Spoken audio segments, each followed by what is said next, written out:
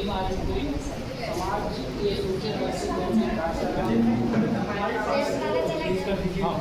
इससे पहले मैं 2012 से गेस्ट फैकल्टी में टीचर के रूप में कार्य करता था। तो मैं सबसे पहले कहना ये चाहूँगा कि आज यदि जो परिवर्तन हुआ है, आज बाबा साहब जो हमारे महापुरुष हैं उनके यदि लोगों में यदि वर्चस्व बना है तो उसका सिर्फ एक ही कारण है, वो है शिक्षा। विद्वान सर्वत्र पूज्यन्ते। महात्मा फूले अभी एक मूवी आई थी, उसमें आपने देखा होगा कि उन्होंने सबसे ज़्यादा यदि फोकस किया है वो किया है शिक्षा।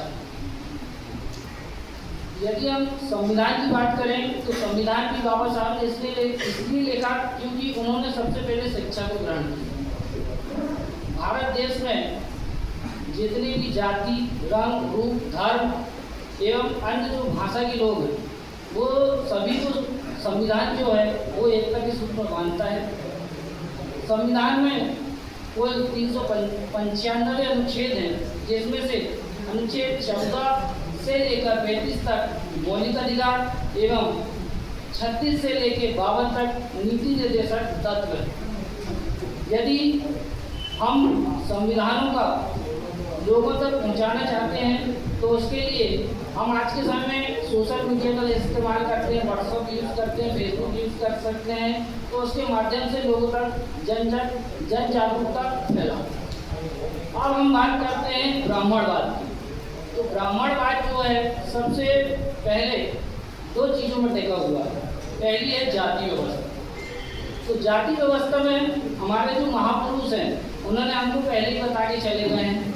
संत रैदास जी कहते हैं, जाति जाति में जात है जो केतन के पार, और रैदास मानुष न जोड़ सके जब तक जाति न जाओ। उसके बाद दूसरा जो ब्राह्मणवाद का वर्चस्व है वो है धर्म और अंधविश्वास। ये लोग क्या करते हैं, हम लोगों को धर्म के नाम से लड़वाते हैं, पाखंडवाद में डालते हैं।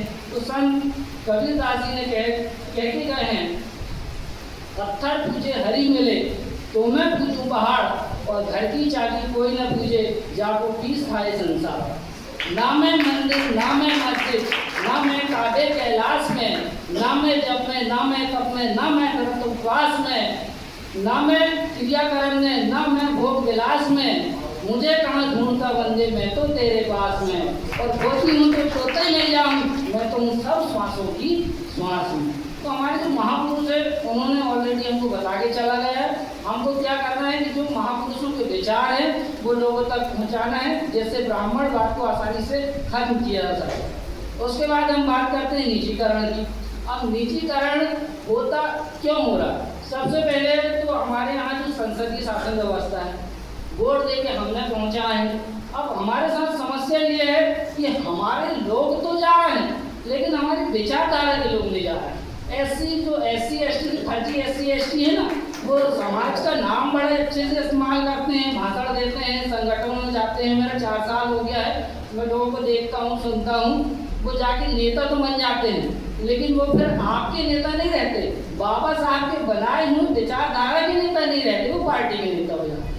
तो यदि समाज को बदलना है, निजीकरण को रोकना है, सामाजिक, आर्थिक, राजनीतिक परिवर्तन करना है, तो सबसे पहले हमारे विचारों को लोगों तक, जन जन तक पहुंचाना पड़ेगा और ऐसे लोगों को संसदीय शासन व्यवस्था में लाके रखना पड़ेगा। परंतु 2 बात के साथ समाप्त करना चाहूँगा। जिंदगी के सफर में जीने की आस अभी बाकी है, जिंदगी के सफर में जीने की आस अभी बाकी है, और हर मुश्किलों से सामना करना हमारा प्रयास अभी बाकी है, हमारा प्रयास करना बाकी है। जय भारत, जय भीम, जय श्री।